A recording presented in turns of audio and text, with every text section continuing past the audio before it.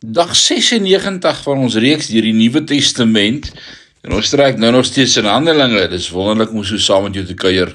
Ek is Rinus van Sion in Parys. Vanmôre praat ek met jou oor God kry die eer. Handelinge 17 vers 24. Hy is die God wat die wêreld met alles daarin gemaak het. Hy is die Here van hemel en aarde en daarom woon hy nie in tempels wat met mensehande gebou is nie.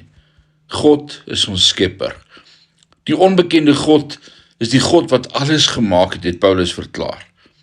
Hy is te groot vir enige enkele tempel of enige gekerfde altaar.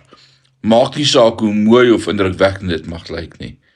Die Here wil hê dat die mense op hom gefokus sal bly in plaas van op 'n altaar. Dit gee my groot hoop. Want hoewel ek wil hê dat my lewe deur die Here gebruik word, is ek toenemend bewus van my eenvoudigheid, my aardsheid. Ek is nie baie gepoleer nie. Ek weet nie of ek uitgesny is om groot dinge vir God te doen nie. En tog maak hierdie einste twyfel my uiters gekwalifiseerd. Paulus het gesê, ons het hierdie skat, Jesus Christus, in erdehouers. Ons is nie deftige vase nie.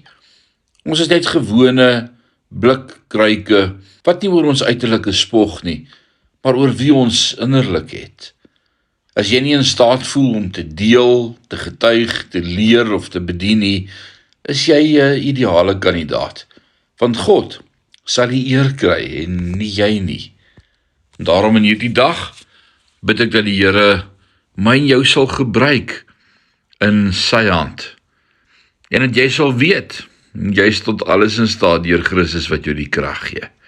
Die Here seën jou. Amen.